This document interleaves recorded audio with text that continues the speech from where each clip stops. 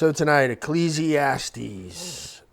Kind of doing these out of order because this is after the Song of Songs, but I, for whatever reason, did the Song of Songs before Ecclesiastes, so I did them a little out of order.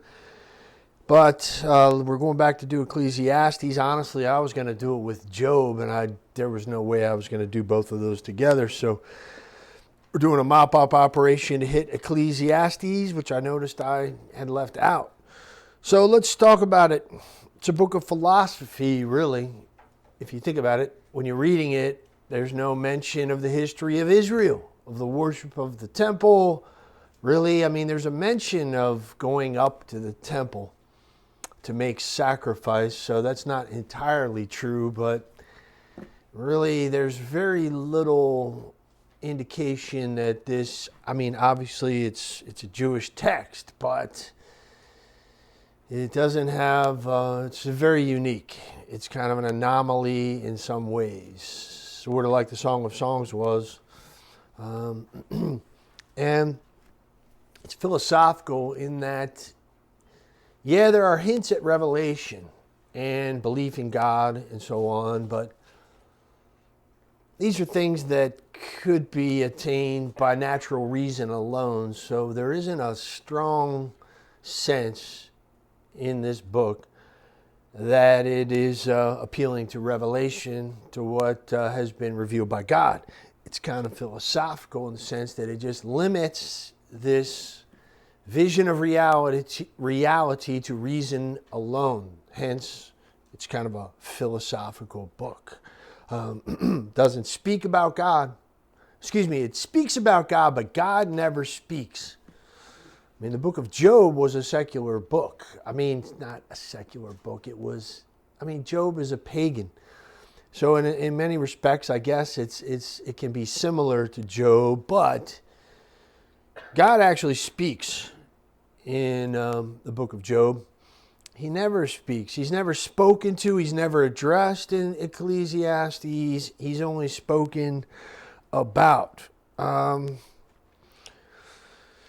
Never spoken to, and he never speaks.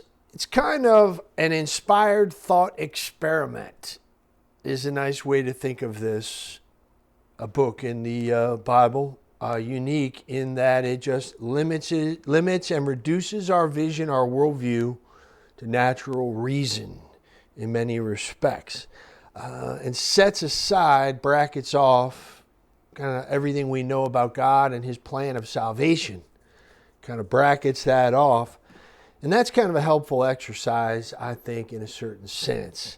So it's kind of a little thought experiment to set that aside.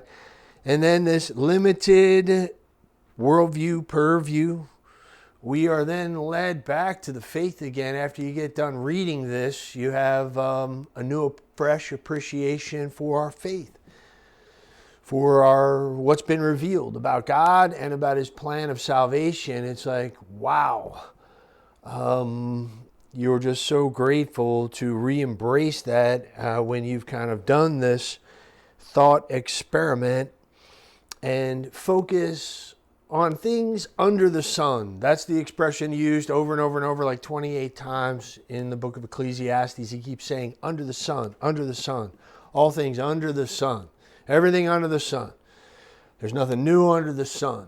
Everything under the sun is kind of an expression that expresses this limitation, this limited field of view that we're just going to look at this thing and set aside revelation. We don't want to look beyond the sun. Ecclesiastes doesn't look beyond the sun. So it's kind of an interesting thought experiment, this unflinching human realism, to just set aside our vision of faith. Unflinching human realism to then face our limitations, kind of go into the dark and peer into what is kind of a dead end, vanity and emptiness. And that is a helpful exercise, I think, to do. There's a reason why it's in the canon in both the Jewish Bible and the Christian Bible, Because at times you're reading this and you're like, what is this doing in the Bible? It's like it leads you to a place of despair and despondency, it seems like. Well, it's part of the Word of God for a reason, because I think it's helpful and it prepares us for the gospel, the good news, to have it preached to us. It's a good thing to read and reflect on during this Christmas season, because it's kind of dark outside. It gets dark really early. There's a lot of darkness, and to just feel the light of Christ, see that star over that manger, and just see God's plan, unfolding plan of salvation, reaching down into the darkness.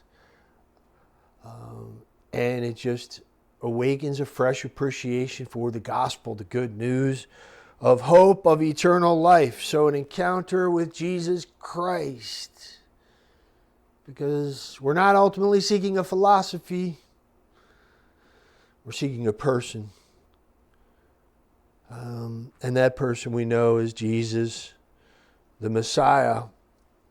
So it's philosophical also in the sense that I think I like to come back to things in a fresh way all the time. It's a constant habit of mind to just pretend you know nothing about a certain subject. Just throw it in the wastebasket, whatever you think you understand about anything, the church, what it means to be a Christian, who Jesus is, everything, the Eucharist, the Trinity. Just throw it in the wastebasket and come back to it in a fresh way like you're from Mars.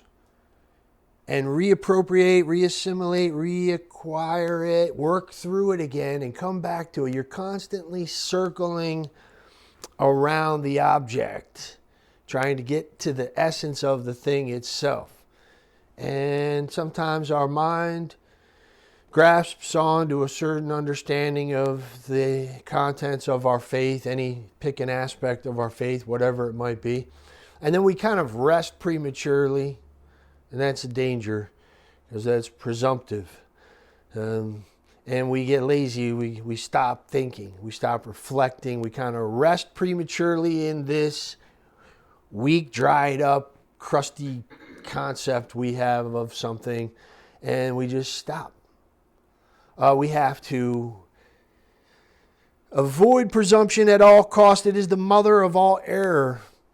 St. Thomas Aquinas says we cannot rest. The mind wants to rest naturally. It wants to eat. It wants to be gratified. But we can't do that prematurely. We can never really ultimately rest. I like the book of Ecclesiastes for that reason, because it kind of, in multiple places, talks about that. I mean, it's like you're never going to have full knowledge of everything. It's endless. Kind of the infinity of God's works is beyond the grasp of any single one of us. So the answer to that is not to just become despondent and stop thinking, but to just never, ever rest. We won't rest until we get to the other side. For here we have to run around. We have discursive intellects, like cursive handwriting. It all runs together, all the letters. Our minds have to run around. That's what discursive means. We have discursive intellects. We don't have the benefit of an angelic intellect where they have infused knowledge. God just pours it into them all at once. And they know everything. For us, we have to run around. So we can't stop running around. So I think this is an excellent book, because it kind of it leads us through a philosophical meditation or reflection. Leading us back to the fundamental human questions, but setting aside what we know from Revelation and from faith.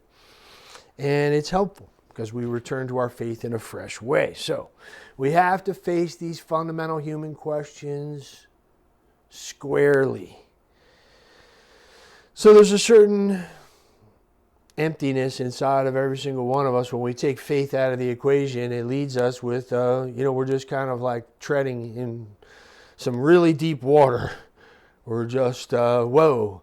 And that's kind of scary. So the book of Ecclesiastes and this whole thought experiment is kind of scary, set aside faith for a second. It's like, what? No, this can be a good thing, and feel how deep reality is around us, outside our campfire, all this darkness around us. And we're kind of whistling there in the dark. So it can be, when read correctly, a helpful exercise or thought experiment, kind of this systematic, programmatic despair in a certain sense. The book of Ecclesiastes leads us to this place. But I think that's a good thing. It's preparation for the good news or the gospel. So obviously it's part of our canon, and it's been taken very seriously by the church. Like 50 or so commentaries have been written in the early church by fathers of the church. Like 50 commentaries on this 12-chapter little book. 7 pages. I mean, it's just a tiny little thing. 50 commentaries. Why? Because it's provocative. It challenges us. And so it's written by this character who's not named, but his title, or the way he's addressed, is the preacher, or Koheleth, which is kind of that's in the Hebrew, Koheleth. Kahal is an assembly in Hebrew. So one who convokes an assembly, one who calls together an assembly, is a Koheleth, or a preacher. Somebody who has something to say to an assembly and pulls this assembly together. Presumably this is Solomon, who does convoke, an assembly of Israel and addresses them. So in 1 Kings. So it is kind of 1 Kings 5, I think. So it's presumably Solomon, because why? Because he's it's somewhere here. 1 Kings, I'm not sure. But he convokes an assembly. And, he's talking about being a king, and he's talking about a lot of things. I mean, presumably this is Solomon, the character who's writing this. Now, it's often called, it's called Ecclesiastes. That's how we know it, because in the Greek Septuagint translation, a couple hundred years before Christ, they had to translate this Koheleth, this preacher. And what did they come up with? Ecclesiastes. It basically means, a preacher. An ecclesiastic. Ecclesiastes, from this Greek word ekklesia, which is kind of like kahal in Hebrew. It's a gathering, a calling together.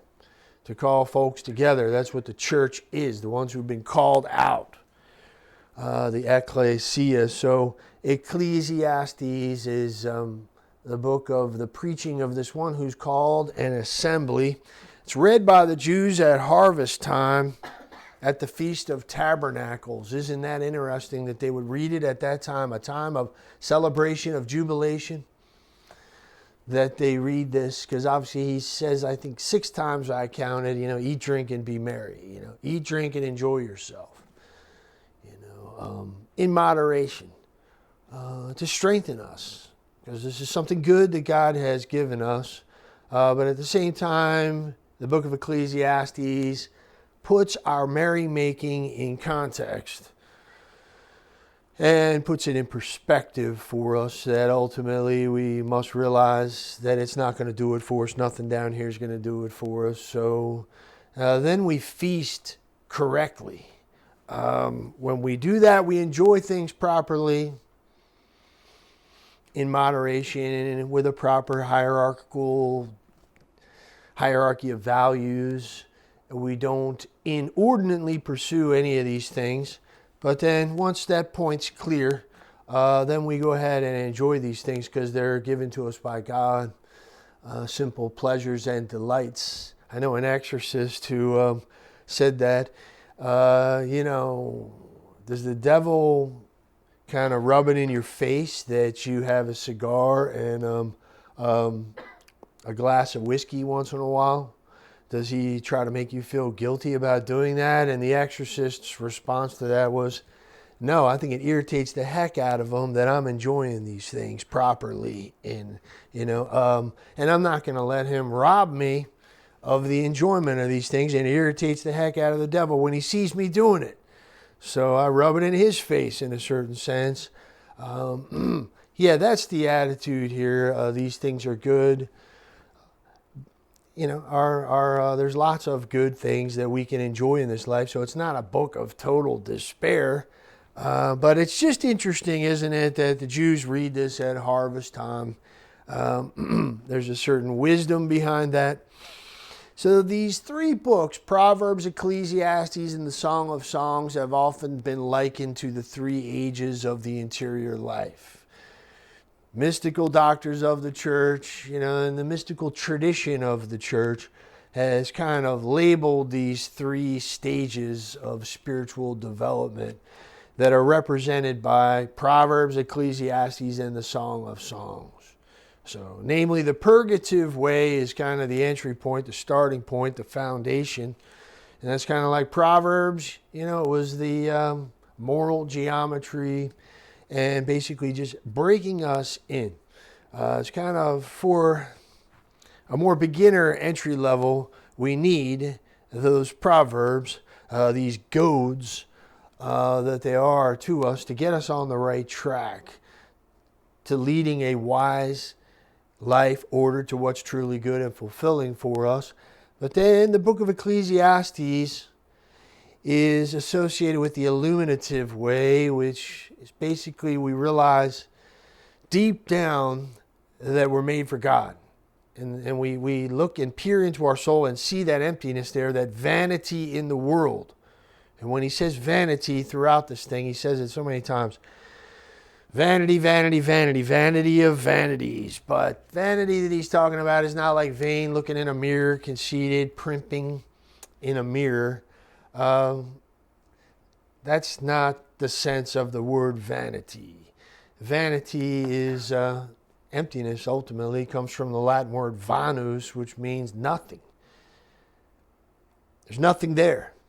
And there's a certain illumination, a watershed moment that every human being, if they come to maturity, they have to acknowledge that, recognize that they have a God-shaped hole, and face that emptiness inside themselves, and that it's futile to seek to fill themselves, find fulfillment and satisfaction in any kind of ultimate way with anything down here under the sun, because nothing is going to do it for us. So there's a certain illumination of the soul when we wrestle with that and come to terms with that. The third age of, or stage or age of the spiritual life, the interior life, is this unitive way. And that is represented by the Song of Songs that we looked at last week. Union with God is the only thing that's going to do it for us. So the seeking God and being sought by God. This love affair in our heart with our Creator is what we were made for. God wants to marry us. That's what we were made for. Made for Him, and our hearts are restless until they rest in Him, as St. Augustine so famously said. So the three ages of the interior life. Now, who begins and ends this is some sort of narrator. Somebody kind of introduces this preacher at the beginning and then kind of closes the thing out with like a summary of the book and says a few more things about the preacher. So otherwise, the rest of it is one long monologue by this Koheleth, Ecclesiastes, this preacher. Opened and closed by some sort of narrator. So let's look at the structure. Begins with that prologue. And then the first half, it's pretty easily divided into two halves. It's 12 chapters, and the first 6 chapters deal with vanity. Vanity, vanity, vanity. He seeks fulfillment and satisfaction in all these different things.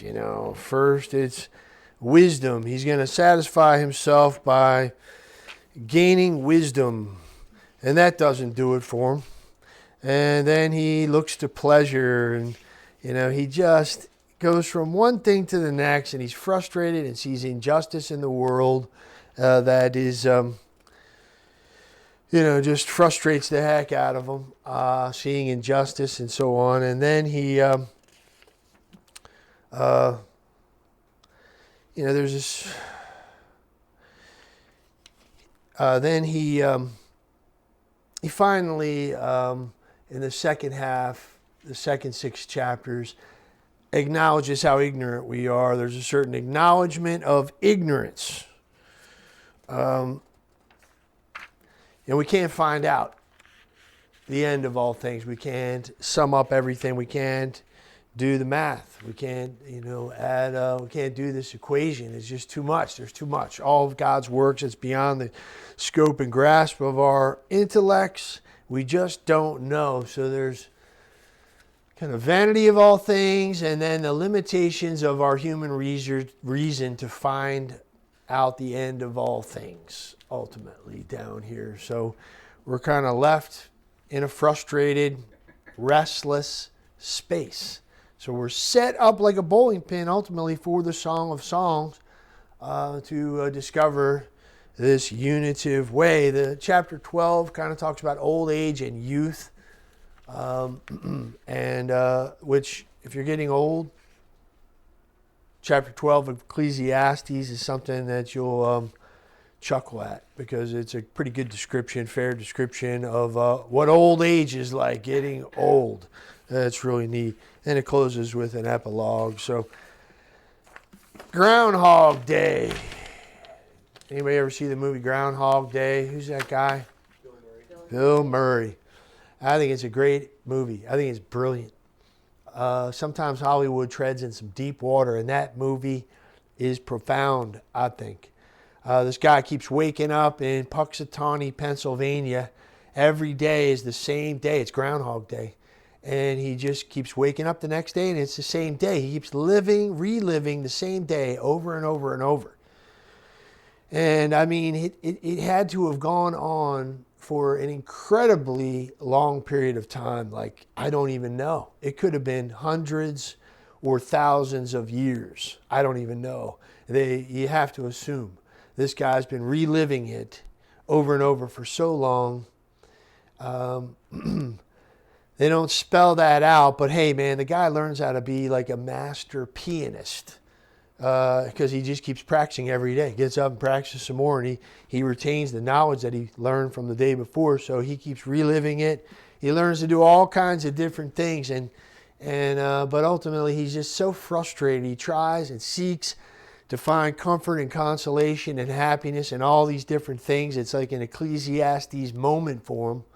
And then he discovers, he overcomes selfishness, and it's like kind of a morality play, and he wins the love of this woman, and then she ultimately helps him break out of this cycle. So the cyclical nature of reality, it's stable and we're unstable, and that's frustrating. It frustrates the preacher to look around and see the sun come up and go down, up, down, wind blow, back, forth.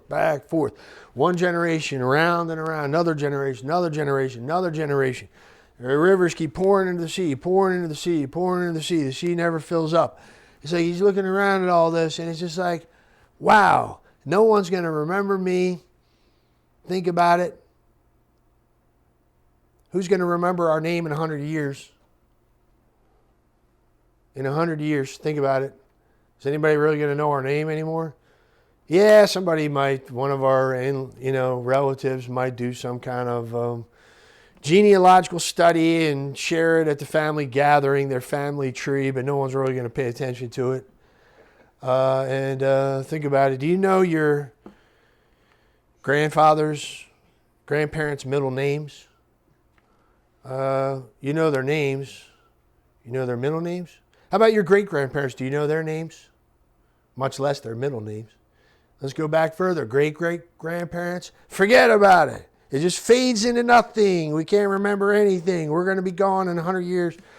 People aren't going to remember much about us. And that's what the preacher is struggling with, this stability and this cyclical nature of things. It just seems like it's endless. And it just gives weariness to the bones, and that's what he says, It's like All things are full of weariness. And no one can. And there's nothing new under the sun. I love this. This guy's writing this in BC time, long before Christ. It's hard to know when exactly this was written. Could have been Solomon writing this, but it could have been written later. I don't want to go into that whole debate. Could have been written during the Maccabean time. I don't know, somewhere between the Maccabean period and Solomon himself. And that's, you pretty much have to stop there with Solomon. But somewhere in there, this was written, and he's saying there's nothing new under the sun. Somebody says, oh, here's something new. It really is not that new, okay? There's really nothing too new. Man, we're always seeking novelty. We love novelty. Look at those people in the Areopagus St. Paul was dealing with. You know, they sit around all day, listening, trying to hear something new. And Paul comes in there, you know, and he's like, these people just sit around all day. All the Athenians and the foreigners who lived there spent their time in nothing except telling or hearing something new. In novelty. New and improved, new, but there's nothing really all that new in the grand equation of things. It's the same old, one blasted thing after another. That's all history is. Somebody said, I forget who said that, but some American philosopher, I want to say, said all history is one expletive thing after another. That's pretty cynical. But there is a certain truth to that, you know. It's kind of like we know there's meaning and purpose and destiny, and there's an unfolding plan. So from our faith perspective, our worldview, as people of faith, we know that it's not just this pointless, and that's a good way to summarize this, vanity or nothingness. You start to think it's all pointless. This is torment, this is torture, this is some kind of sick joke down here. We've been given all these appetites and desires and we can't fulfill them. Nothing does it for us. And we're just frustrated creatures. So this is just facing that. Groundhog Day, what's the point?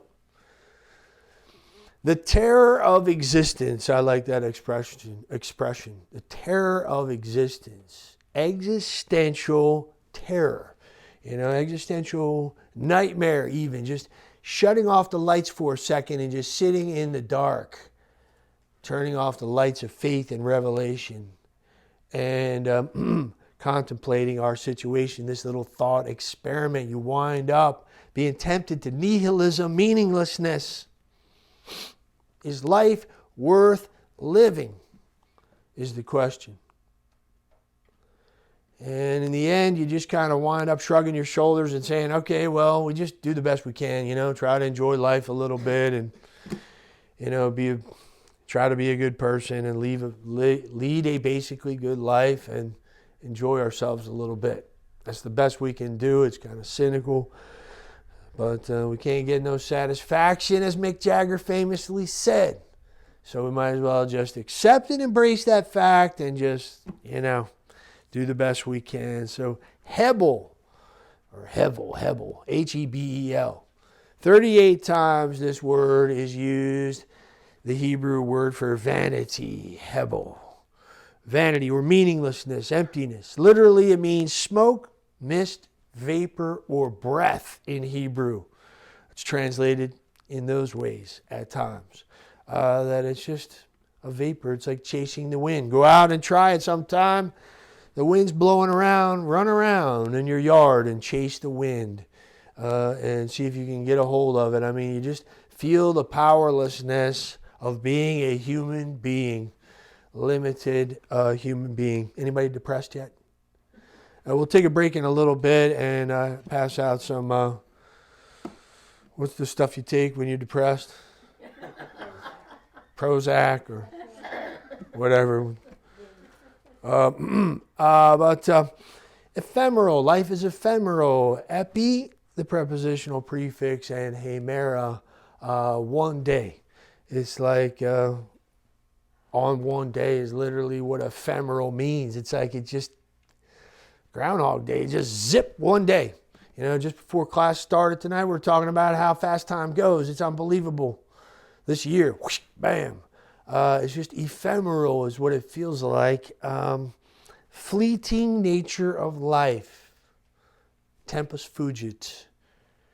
Ancient Latin expression, tempus fugit. Vita brevis tempus fugit. Life is short. Vita brevis. And tempus fugit. Time flies. Abel, interestingly enough, had a very short life. Poor Abel. Abel the just. He had a short life. Why? Because Cain killed him. And guess what Abel's name is? Hebel. Okay, it's the same root word. His name is literally vanity. Not vanity in the conceited sense of the English word, but sort of, just something that's just like mist, vapor. Gone. Isn't that interesting? Abel's name, the firstborn son of Adam and Eve. The first child they have, his name is Hebel or Abel. Pretty cool, huh? To think about. Unstable, chasing after the wind, an enigmatic, paradoxical nature of life that we have to face without God, without Christ, without the meaning we derive from our faith and hope in salvation and God's plan of salvation. It seems like it's just emptiness. Now, the three fundamental human goals that the preacher is pursuing and sees that they're empty. Number one, first of all, they correspond to these three things that Eve saw as good and desirable in the tree of the knowledge of good and evil. Isn't this interesting? So there's something very fundamental about our human experience on a day-to-day basis. Has everything to do with that tree in the garden and the threefold concupiscences that John talks about in his first letter also correspond to this. But look, pleasure. He throws himself into pleasure. The guy had 1,000. Well, he had 700 wives and 300 concubines. Pleasure. She sees this tree and she sees that it's good for food. Self-indulgence. Doesn't do it for us. It's total frustration, desolation when we try to fill ourselves with pleasure.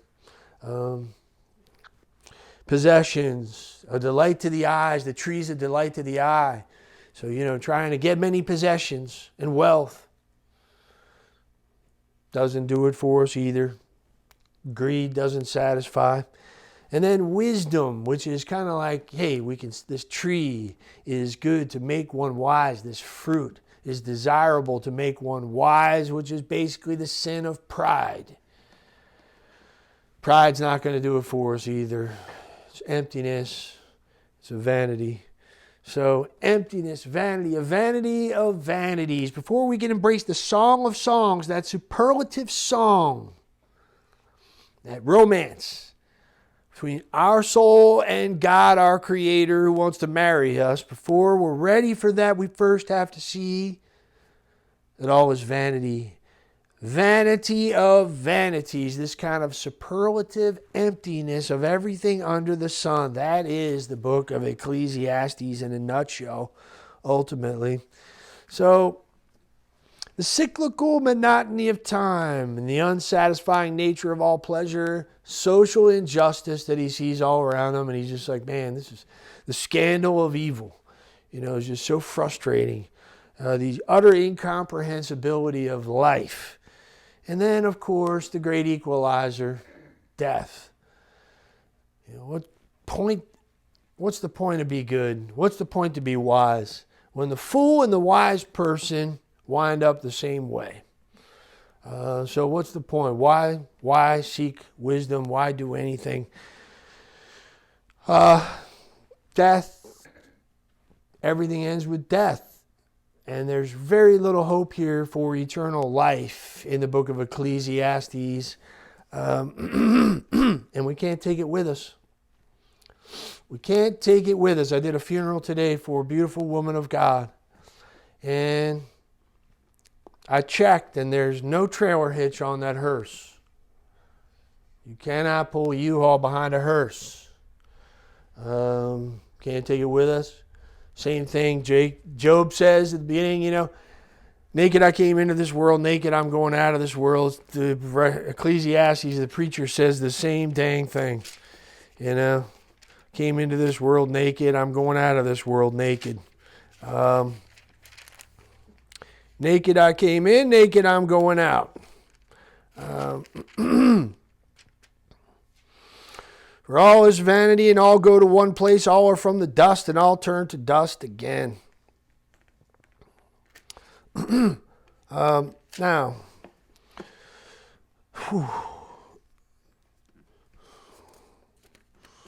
one thing that's interesting, though, is there's a reference to a particular judgment, and this is very important for us as Catholics because we believe there's a particular judgment. The moment you die, you stand before the judgment seat of Christ. And Ecclesiastes makes mention of this judgment.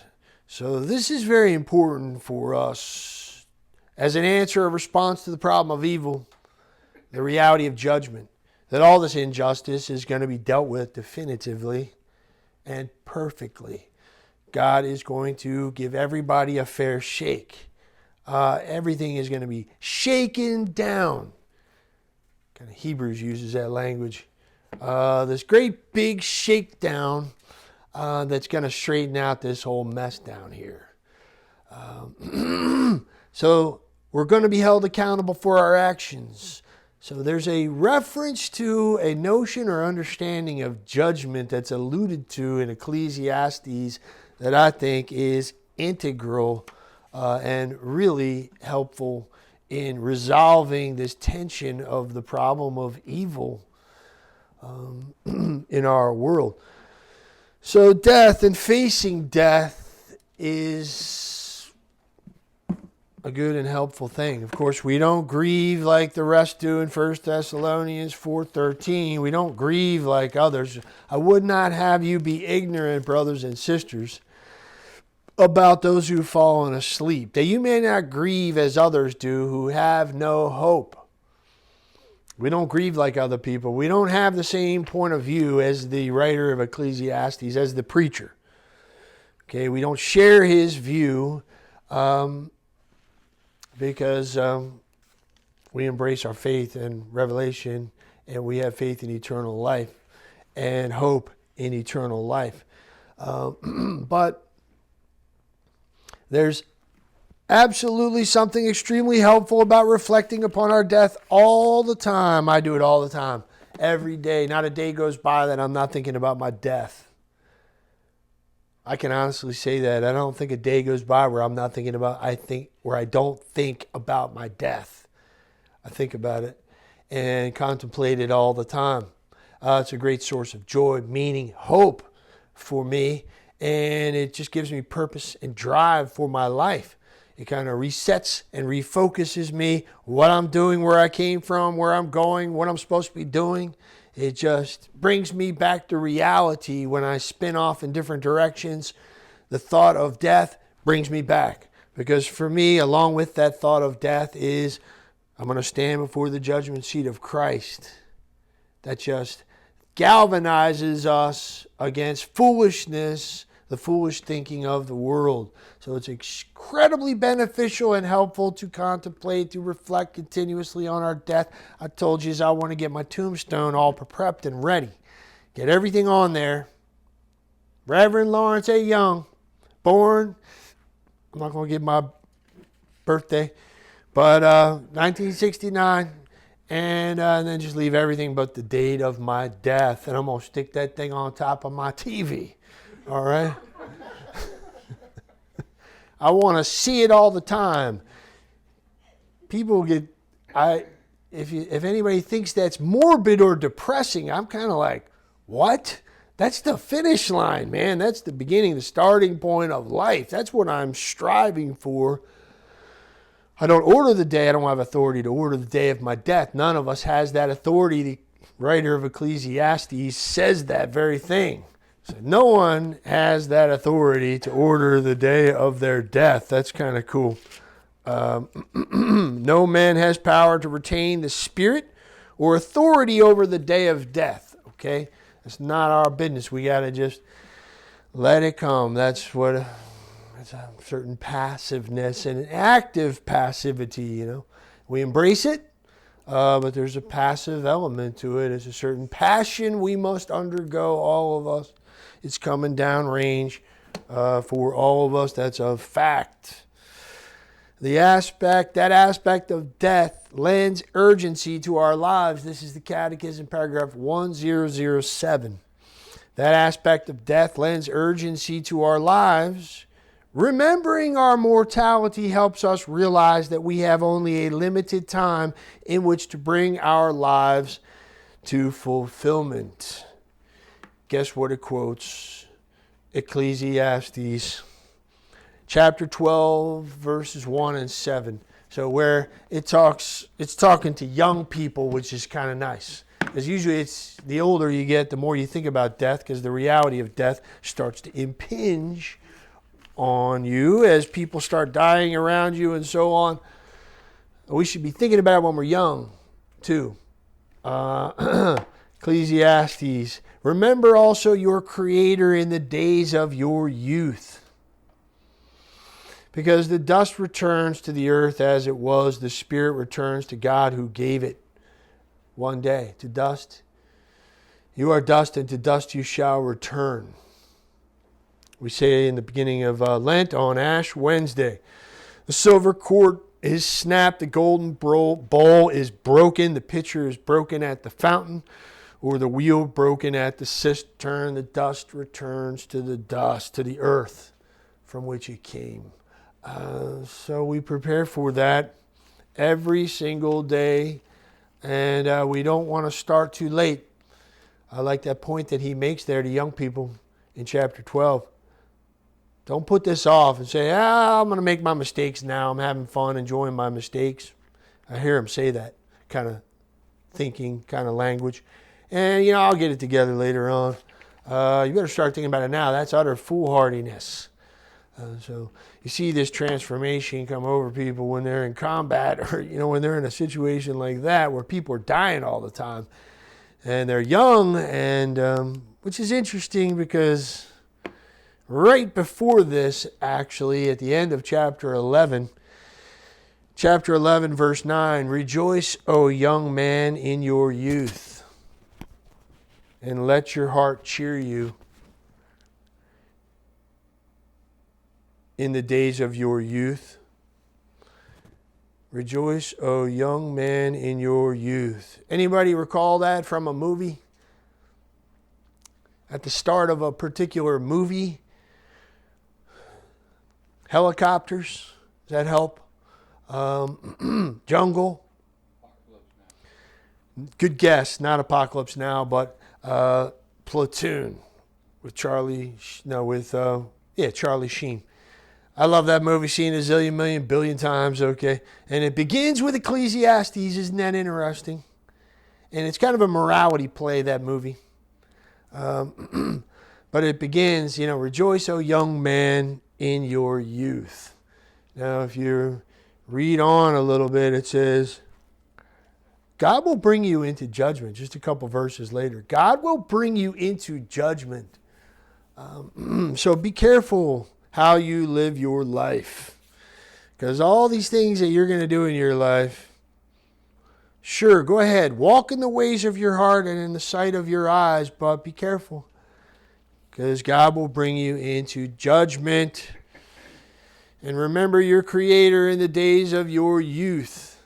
So that that movie is kind of sets these two opposing figures, these two opposing sergeants against each other. One's good, one's bad, and Charlie Sheen's kind of torn in between the good and the bad. And anyway, it's fascinating. I think it's a good movie in many respects. So anyway, there it is, Ecclesiastes in the Catechism and in Hollywood even. And of course, that famous song by the Byrds that we all are familiar with.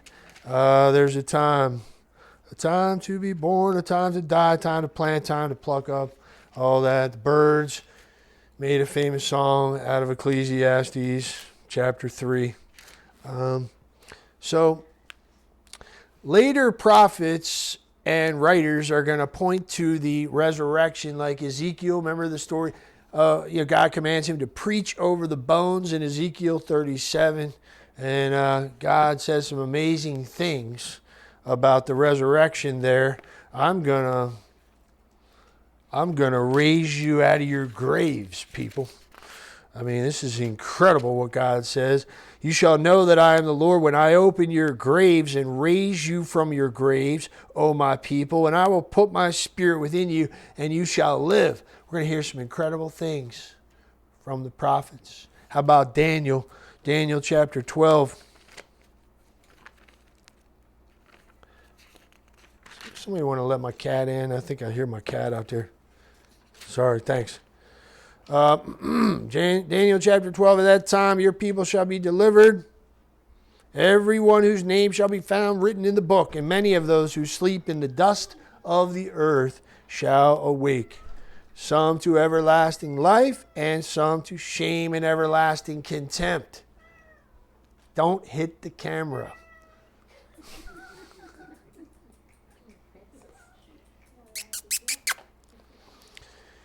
At that time your people shall be delivered, everyone whose name shall be found written in the book, and many of those who sleep in the dust of the earth shall awake, some to everlasting life, some to shame and everlasting contempt. So we hear lots of powerful prophetic statements in the Old Testament about the resurrection. Wisdom 2 and 3. Wisdom is going to be next week, so I'm excited about that. Wisdom chapter 2 and 3 also talks about, and we hear this at funerals. It's like the most common first reading at a funeral, I think, chosen by the folks, the bereaved, is the souls of the righteous are in the hands of God, and no torment will ever touch them. Their hope is full of immortality, and they are at peace, and so on. We hear that so much. So yeah. Life after death, clearly taught in the Old Testament, but in the book of Ecclesiastes, not so much there. Not so much there. And it's kind of surrender of the helps of revelation as kind of a philosophical thought experiment. Let's take a break right there.